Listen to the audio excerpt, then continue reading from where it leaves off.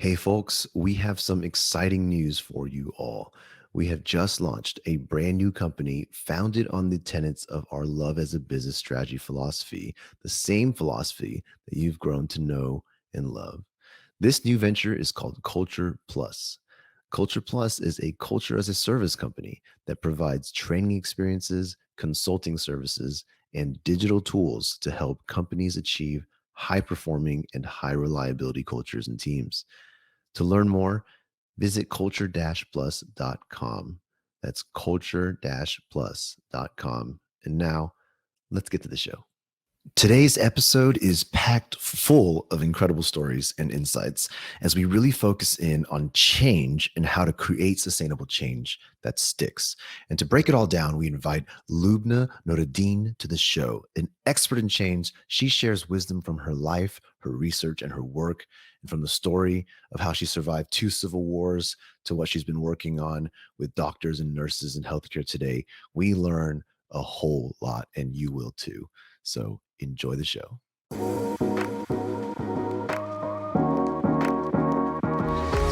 Hello, and welcome to Love as a Business Strategy, a podcast that brings humanity to the workplace. We're here to talk about business, but we want to tackle topics that most business leaders shy away from. And we believe that humanity and love should be at the center of every successful business. How's it going? I'm your host, Jeff Ma, and I am joined by my co-host and co-author, Mohammed Anwar, today. Hey, Mo, how's it going? Hey, Jeff. Good to see you again. Excellent. Each episode, Mo, we dive into one element of business or strategy and we test our theory of love against it. And today's guest is a leadership scholar, executive coach, orphans advocate, Civil War survivor, and CEO of Mind Market Consultants, a resource and coaching center for organizations and startups that prioritizes cultures of brilliance over systems of unnecessary change and chaos. So I'd like to welcome to the show Dr. Loubna Noureddin. Thank you. Thank you. I appreciate the intro. Absolutely. Loubna, as you may know or not know, we actually have to start with an icebreaker. So you didn't know, but one way to make it easier for you is I make Mo go first, and then you can get the same question. So you have more time. Let's do that. Mo, your question today is, what is your favorite tradition or holiday? You've asked me this question before. But have I? Maybe it's changed. Yes. Maybe it's changed since. Okay, well, my favorite holiday is the Christmas break because at that point in time, like, everybody at work goes off, clients are busy, everybody's, doing their things with their families and celebrating the holidays. So it really becomes a relaxing vacation time. It's not like you're going on vacation in other times of the year and people are still texting you, you're still trying to put out fires, still deal with work. So you're not really going on vacation. So I really like the Christmas time holidays because it's the time that I think I literally disconnect from work, and I know everybody's also enjoying themselves, so it's the best time of the year. Agreed. Good answer. Loubna, same question. What is your favorite tradition or holiday? I think for me, my favorite holiday is being with my parents in London, and when I get to be with them, which doesn't happen to be often because of work, I feel it's the definite holiday. So we celebrate dinner together and bring all the traditions to that table whenever I can and be with them. And I agree with you, Mohammed, is being there at Christmas time. It is a relaxing time. It seems like a gratitude time more than any other holiday. Absolutely. Yep. Agreed. Absolutely. Well, that was easy, quick and painless, but I get to jump in. Yes. Now. And we're just around the corner for the holidays too. So now you're getting me all excited, Jeff. I'm always excited. Yeah, absolutely. Loubna, I gave you a very, very brief introduction that didn't even cover kind of all that you do. So I wanted to give a little space for you to just start us off, just telling us a little bit about who you are and a little bit about your story and your passion, if you don't mind. All right. I think my passion has always been finding potential in people and truly believing in the potential of others. And the human is, when you said humanity, I loved it because believing in the true essence of humanity. Been through two civil wars. In both wars, came very close to death, and of course, the most surprising factor of hope and optimism came from a human that I would not expect that hope to come from. So I've learned about change at a very, very, very young age. At the age of 10, I woke up to the hot, end of a rifle pressed on my forehead. I was 10 years old, and Sierra Leone was on the verge of civil war. And when there's an impending battle happening, unwelcome things and unwelcome visitors do happen. So in my case, it was rebels from other cities coming in to take whatever valuables they could find. On that day, my family and I managed to leave, flee, leave our home, leave everything behind, including my teddy bear. I was more upset about my teddy bear than the house, and upset at my dad for not letting me back in to get it, and didn't realize that, my dad and mom just lost everything, the life they had, along with my teddy bear were left behind. So change comes suddenly, and other people's conflicts and agendas rarely have concerns to what you hold dear. So I think my experience with change started at that time and at that age. And horrific as it was, we were not expected to survive. We ran into the jungle, and believe me, you cannot survive the jungle in Sierra Leone. But we were rescued by a tribe of known cannibals. I'm not kidding, they are cannibals. But one tribesman took it upon himself to rescue us, took us through wilderness that no modern human would survive, and took it through his own, internal map to a place of peace, and used dust to ward off predators and animals that were not welcome through the trip. And yes, some people call it magic. And in our world here, magic is not welcome. So I have seen a lot of magic in Africa. And I would say it's for those who do not relate to magic, it's that little light of optimism and hope that comes through when you feel everything else is just darkness. And it's the extraordinary outcome that occurs when nothing else works, when you feel doomed. So yes, I've learned change at a very, very young age, and change can be totally unpredictable and life-changing. Amazing. You mentioned, I guess, the power of human, or the keyword humanity, earlier, and you said you kind of found that in unexpected places. Can you elaborate on that, and where you found that lesson? So would you like that in just that 10-year-old experience or more? 'Cause Anywhere it has you, been many. wherever you find it, yeah. Absolutely. All right. So back then, this group of cannibals normally would have welcomed us as a really good dinner side table. And instead, a younger man in the tribe decided to rescue us. We felt we were doomed. And yes, that humanity in this person was stronger than his need for a feast, right? And we were rescued. And I kid you not, they were cannibals, and known to attract unwelcome tribes. We were unwelcome to their area. And he rescued us. That was first. And, this was my first civil war. So my second happened in Lebanon. And it's funny how war happens as you go to school and attend college. And you go to college knowing that bombs are exploding in, neighborhoods not too far from your home or from your school. And life became normal during war.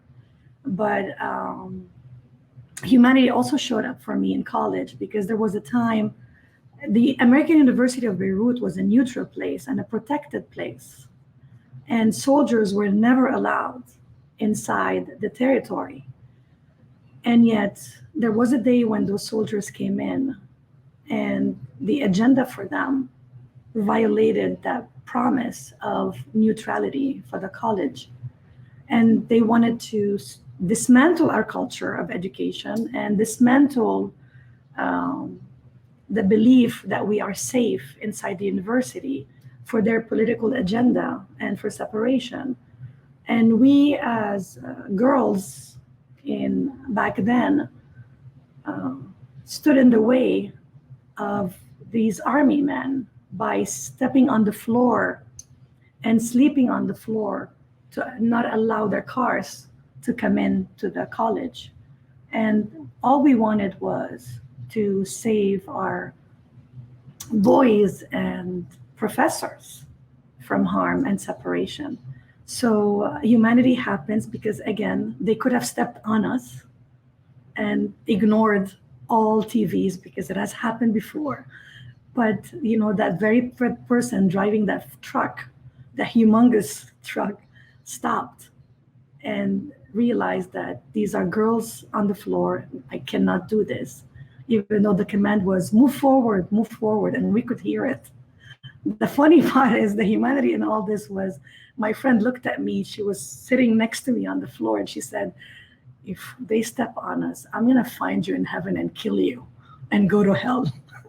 And so, those moments of bravery, they're humanity, dressed up in a more serious way. But we were saved that day and saved our own college teachers. And same thing happened when I decided to go as a refugee to Canada in 1986. Okay, now it tells my age, 88. I decided that I needed a better future for my family. And as a young adult, very young adult, by the way, left to Canada as a refugee. And I have to tell you, I saw humanity again, and I saw the hope again, because as a refugee in Montreal, I never once felt lesser than any officer, judge, social worker, or human that I came in touch with. Never once did I feel lesser as a human being. And to me, if nothing, this is the biggest lesson for humanity. I felt no value. I had no hope. I was broken as a human being. And every touch point as a refugee made me feel better and better until I came back in touch with who I am. So yes, a thing or two about change. And that probably was the biggest and best change I had in my life. So as someone who has ultimately earned a PhD in organizational change and leadership, and spent 20 years inside corporate, serving corporate, and 5 years outside of it, I cannot help myself but tell you that humanity is the best way out. We can demand compliance of people for so long, and resilience and retaliation comes in three forms. They escape. We see the resignation now in the millions, and that's the escape. They clash, and we see it in teams as they fight and clash and compete over the same conflicting priorities. And so they clash, they escape, or they hide. And we see that hidden human behind masks of confidence and assertiveness, hiding burnout, lack of confidence, and fear of what's next. So to me, it's either come back to humanity or continue to see that form of retaliation happen again and again in organizations that I support, that I'm sure you support as well. So I think I've said enough about me. Well, this whole episode's about you, so It's true. So I was gonna ask Did that a answer your question. question, Jeff? Did that answer your question? I'm not sure. absolutely. And we have more. I have more Yes. questions to come. Yes. Go ahead, Mo. Agreed. I was gonna ask. I mean, first of all, you sharing those lived experiences just got me, having goosebumps and stuff. So thank you for sharing that. And I'm wondering, how did those lived experiences influence your approach to change management, or how do you use that experience of yourself in life, and how do you inform your tactics or your approach to change management at an organization level? Would you be able to shed some light on that? Absolutely. A colleague of mine did her doctoral journey on emotional intelligence and Lean Six Sigma professionals. So she studied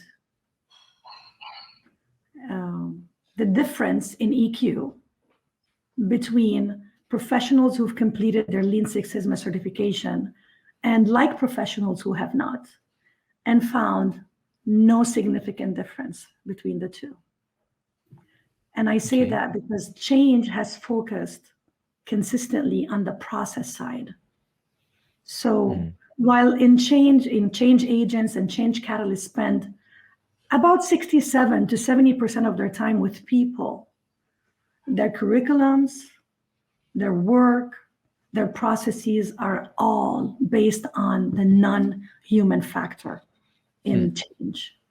So I still remember the day that I decided to do my doctoral journey on change. And I was presenting to a group of senior leadership about their change efforts. This was 128 processes that went through standard work. So process improvement work over 3 years. This company, this healthcare system spent millions on creating those, process improvement processes. Really good reason and good purpose to make these process improvement initiatives in place.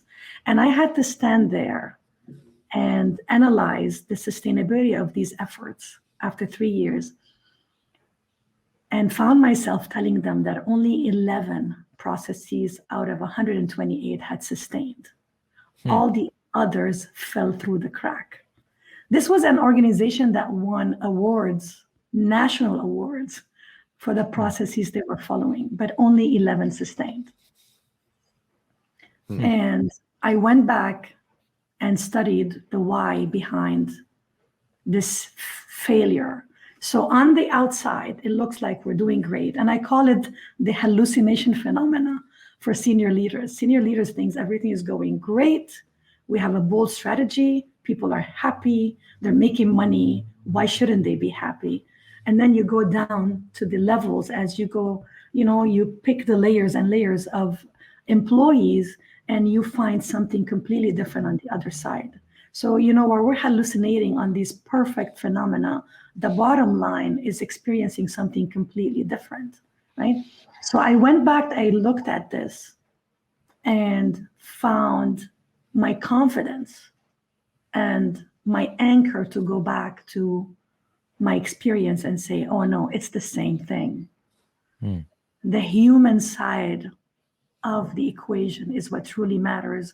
And no matter what these certifications tell me, or these people with really very long titles tell me, the experience I've had as a child, as a teenager, and as an adult truly speak to the reality that I knew in my heart but wouldn't dare share, which is the human side matters so much more.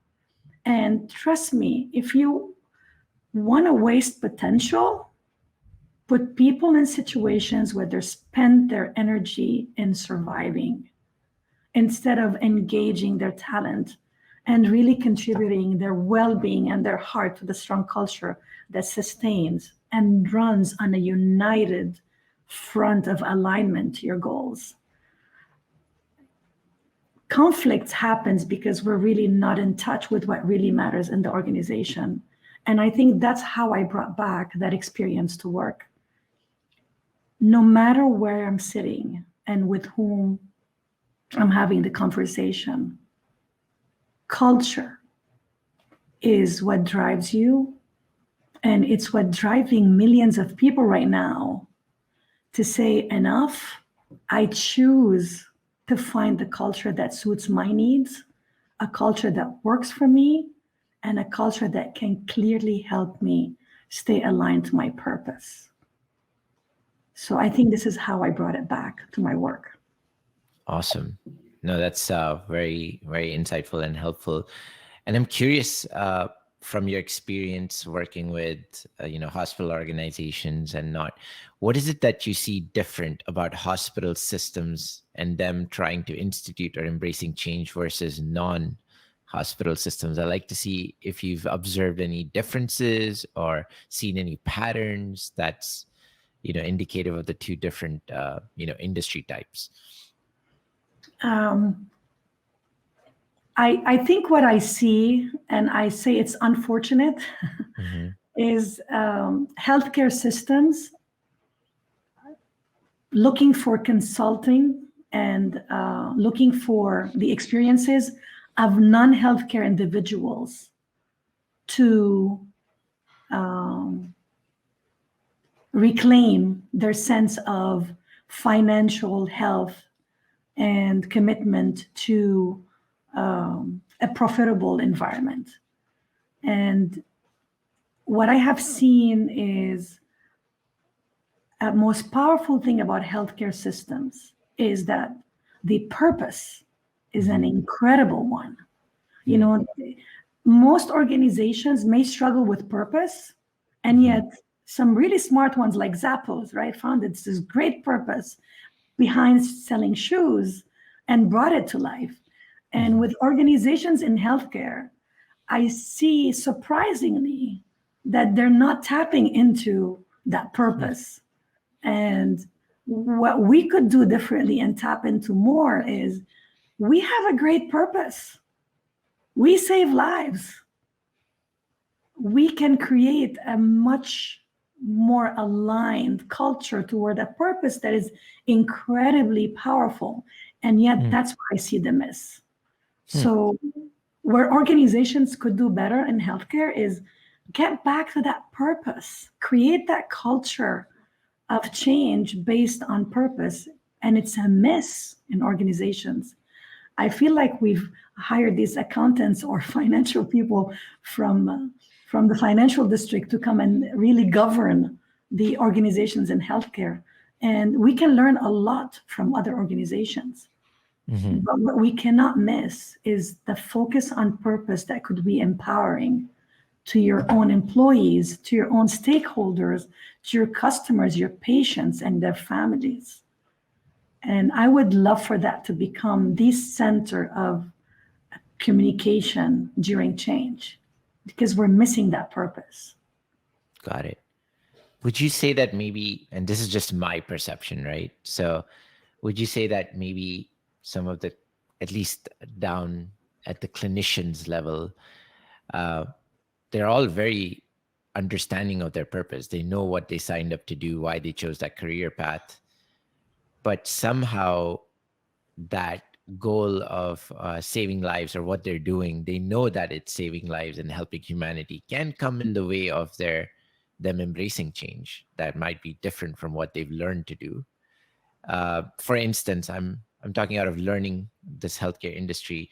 We notice that there's a lot of challenges between physicians and, say, the nurses or other clinicians, and there's conflicts and issues, and there is this hierarchical nature where doctors and nurses see each other in superiority or inferiority in terms of level and what they contribute and where they stand in the pecking order.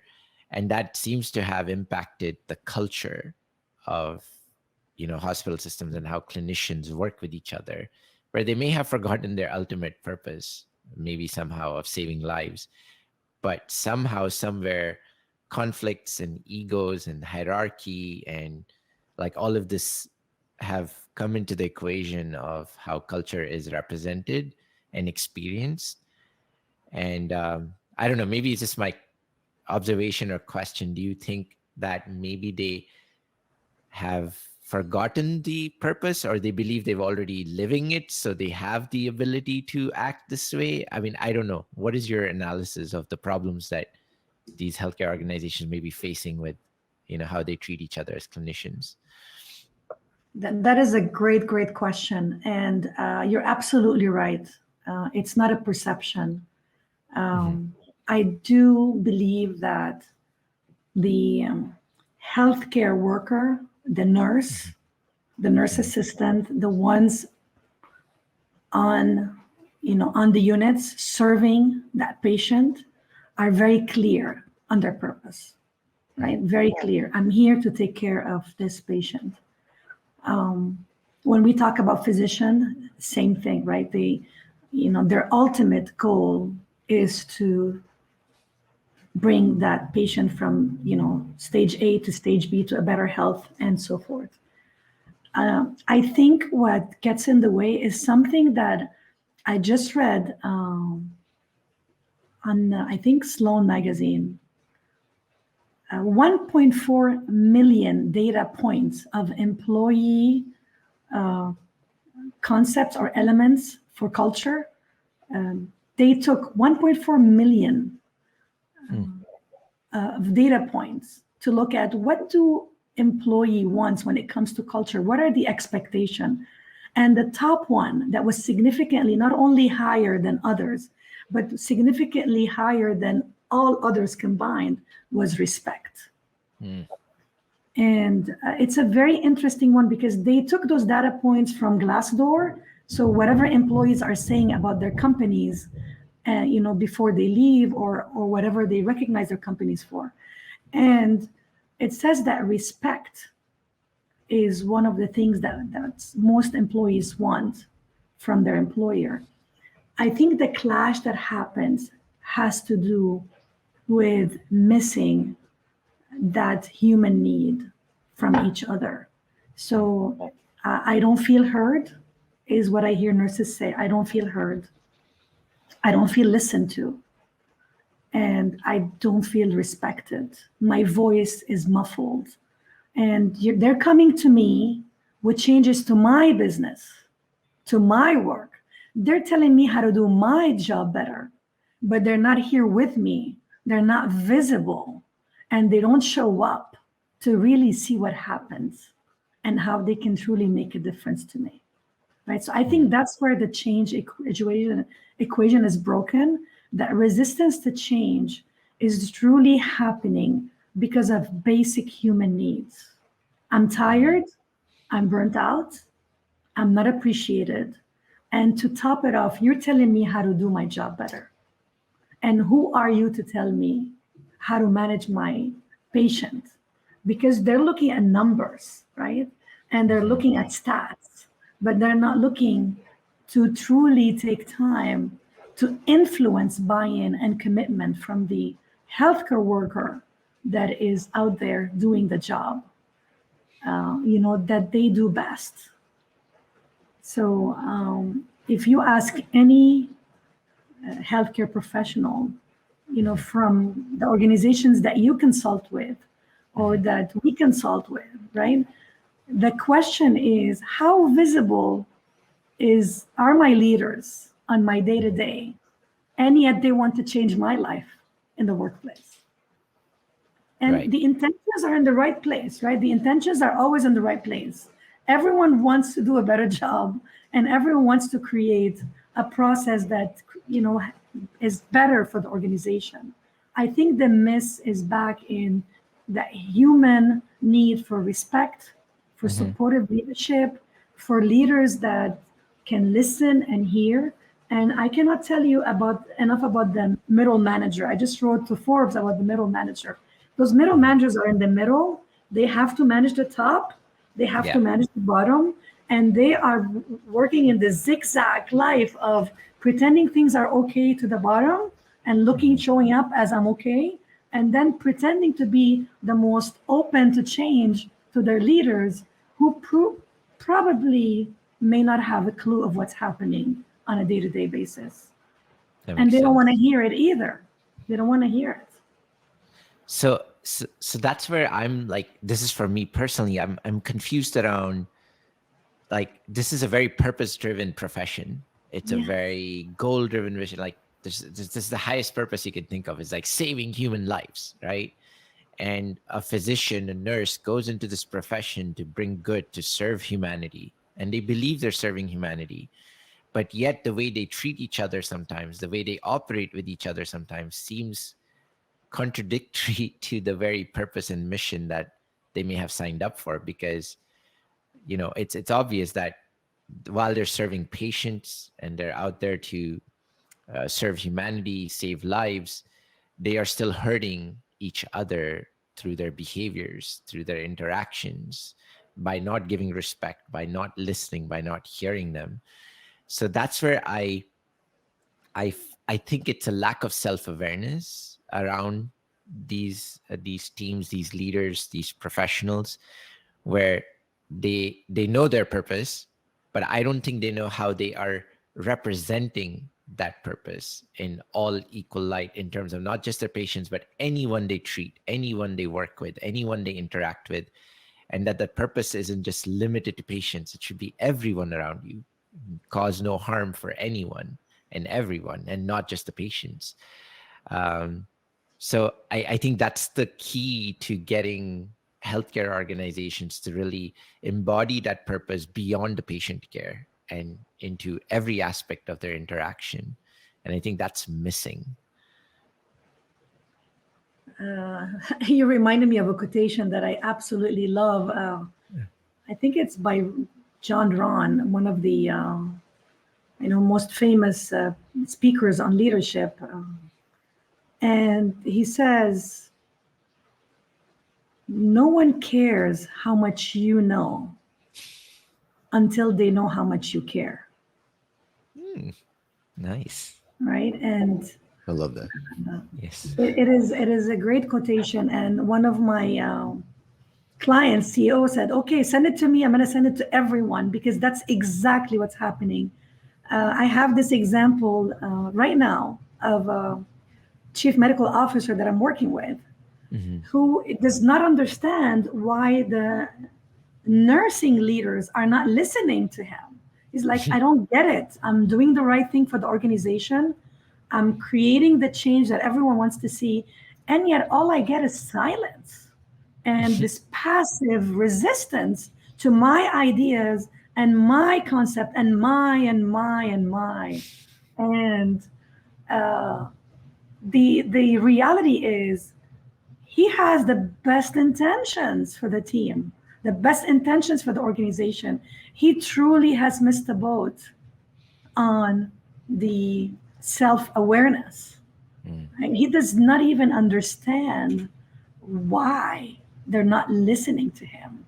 And you know what? This team does not care what you know, does not care how much you know or how much experience you have, because they personally cannot believe that you care for them or for their well-being. And that resistance will continue to happen. So you're absolutely right. There's no question about their mutual care for the patient and the family. There is a misguided approach regarding how they care for each other. Yes. So, back to your book, yes, it's all about love, and show me some love and respect, before I can actually want to work with you and collaborate with you. That resistance, I see it so strongly, but it starts with self-awareness. Yeah. Absolutely. I love Yeah. that. I've written that quote down in 3 Yes. places already. Yes. And Make sure I don't lose it. For real. It's for real. I love the quote, and I wish I could say it's mine. It's not. But culture is a liability when it's misaligned. When it's misaligned to your purpose. It's a liability. How could we be so good at caring for patients and families, yet miss the boat on creating the same focus and care for our own teams. Yep. So there's this constant change, and I hear people say, well, the nurses don't care, they're leaving Mhm. for more money. I can assure you, I am working with a client that pay horrible salaries to the nurses, and the ones that care stay. They don't Mhm. leave you, they want to be with you and help you. But for me to stay, I want to feel heard, Mhm. respected, and cared for. Did that answer your question? I'm sorry if I'm going in tangent. No, absolutely, and I think it definitely helps validate the observations and the feelings that I've had. So I think you're definitely affirming that, okay, this is not just my perception; it is what's happening It at the floor is, it level. is. Yeah. And I see the clash at the leadership level. So at the more frontline levels, if you are an egoless, right, Hmm. physician that cares for the team is with you, and holds you on, and the relationship is pretty tight, and that's what happens in a healthy unit. And you'll see less errors in these units and less issues or concerns from patients and families. I see the ego starting to fluster as we go higher in the organization. Another thing, I want to share a story with you that is, funny but worth sharing for if there's physicians out there listening. And um, I had a conversation with a group of nurses about residents, and Hmm. they said, and they were really, quite mean to one resident differently from others. And I was like, Hmm. why? Why do you seem to be picking on this one? And she said, and this is a group of nurses, it was hilarious to watch.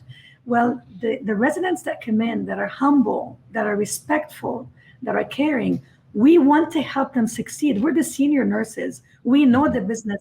They're learning. So we Hmm. help them. We make sure that if we know this doctor does not like to be called at night, we say, don't call him. He's going to get Hmm. mad at you. Let me help you, right? If we know this doctor hates to be talked to before their coffee comes in, we say to the resident, be careful, don't talk to them yet, they haven't had their coffee. And she said, but if the resident is one with a big head who thinks, I'm the boss here and I know everything, guess what we do, Loubna? And I said, what do you do? Oh, we tell him, call the doctor. If you're at night and he has a question, we say, call this doctor, ask the question.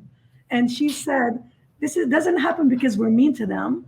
We just don't save them from the obvious because they Wow. think they come in with this big head thinking, I rule the world, I'm the boss here, I know better than you.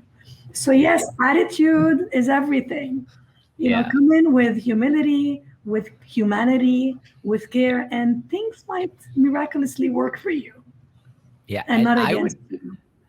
And I would actually ask, why are those doctors getting upset for getting called to do their job? Secondly, if their purpose is to save lives. And secondly, why are you upset before your coffee? Like, I would even go as far as, okay, the resident needs to learn the lesson, but also, why do we still have doctors who are on call and then say, don't call me after a certain time, or they get upset or need to have their coffee before they're not upset? That these nurses have to watch out for all of this and watch out for each other, and how do you create an environment of safety for patients if you're afraid to call a doctor who has the keys to helping a patient? That's, to me, is baffling, right? So it almost seems like culture has even implications on the patient care, because their very purpose of saving lives could be hurt if the culture of treating each other is not there. Because they might think, I'm a doctor, I take care of patients, and the way I treat a nurse has no implication on patient care. I challenge that it absolutely does. Because if nurses are afraid to call you in times of emergency because you yelled at them, because you get pissed, then Oh, you're yeah. actually jeopardizing the patient safety and patient care. So you're actually going against the very purpose if you don't take care of each other and show care and compassion and love and create an environment of respect where you can have those conversations and seek help from each other. So I mean, I just thought to segue into that because when I heard that, I was like, that hurts Yeah, patients. yeah. Well, yeah, and to be honest, it is reality. Yeah. As much as we don't want it to. I call them the culture sharks. I used to facilitate culture work from Sendeleni. They're no longer in existence. But culture sharks can derail your change efforts beyond any imagination, right? And unfortunately, some of our best physicians or nurses could be the culture sharks in their areas. I remember once working with the chief medical officer, a wonderful human being by the name of Daisy Granado, and very into a culture of humanity and care and purpose-driven conversations in the organization. Wonderful, a human being.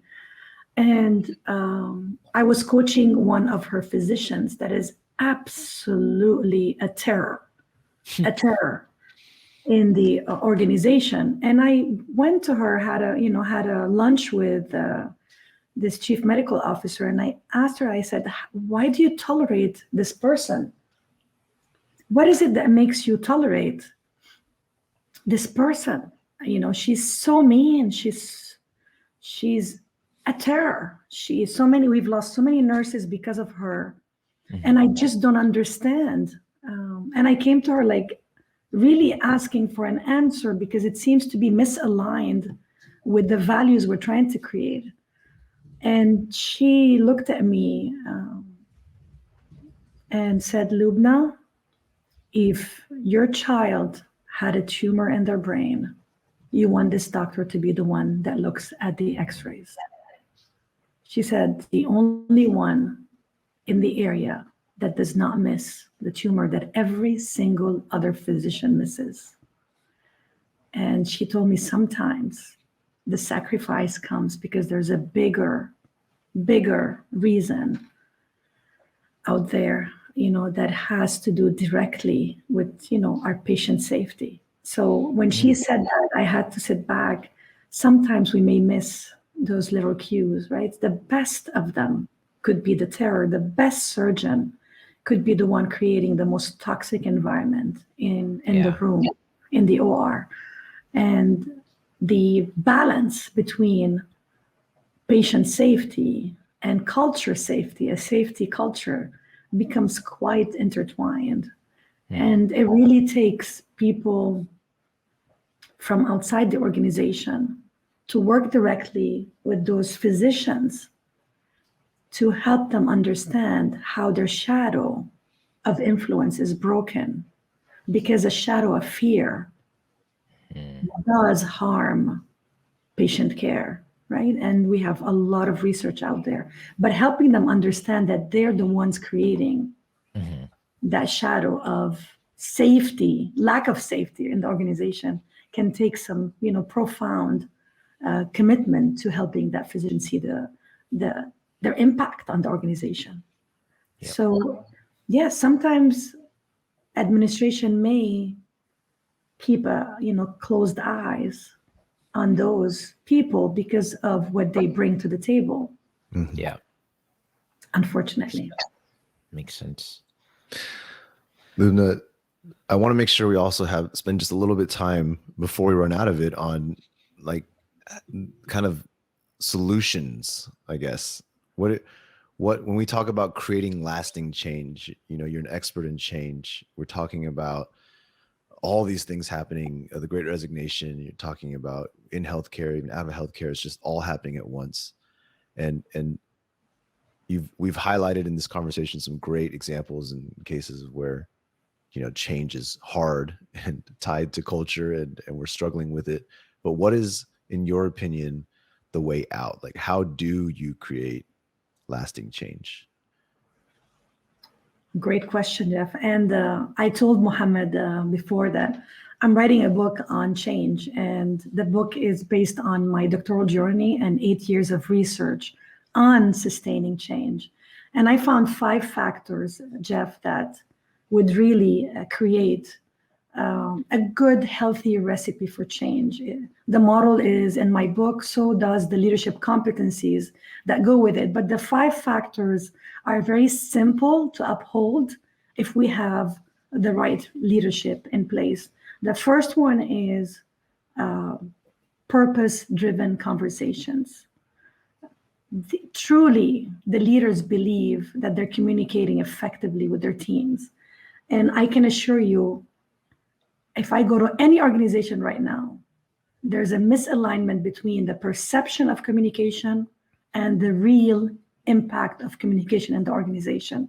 So the first one is hold purpose-driven conversations with your team. Get back to purpose, get back on track on humanity and what matters beyond that day-to-day jobs and tasks and emails. The second one is tap into your middle managers and the influential individual contributors that could be a great catalyst for change. We expect the middle managers to do so much, but we have not truly spent the effort or time or resources to help them grow and learn how to become true catalysts of change. So that's the second, area for improvement, or where we can do work regarding change. The third one is culture, and we've talked about culture today enough. Make sure that your culture truly promotes change. I listened to the CEO of Microsoft talk about what's the one leadership characteristic that you want leaders to have when it comes to innovation and creativity. And his response was empathy. Empathy was the number one leadership trait that he recommends. This is the CEO of Microsoft saying empathy is the number one trait for innovation. So when it comes to culture, you want your culture to align with the change effort. If you want creativity, you better have empathy, you better have safety, you better have care in the heart and core of everything you do. The fourth one is, so we talked about 3 things, right? The first one is purpose-driven organizations, the conversations, I apologize. The second one is the manager as a catalyst, that middle manager, developing them to become, providers of a catalyst for the change. The third one is your culture. The fourth one is dialogue, open, transparent dialogue about what's working, what's not working, and allowing employees to share, right? So not only over communicate, but also over communicate your listening. We talked about respect before. I think that's an area that is essential for change to sustain. Listen to what they're trying to tell you. Listen to what they're saying would work so that change can sustain.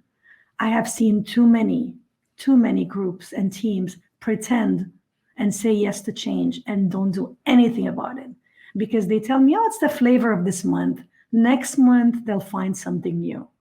That hurts the organization beyond compare because sometimes great ideas get shoved under the carpet. Why? Because you're not listening. So over communicate your listening is the fourth one. And the last one, and probably not the least, but the last one is providing coaching to the leaders to buy into the change, to influence the change, and to really hold the change as theirs. 50 to 70% of change initiatives fail. This is data from evidence-based peer-reviewed articles. In the tech industry, it's about 75% of failure for change.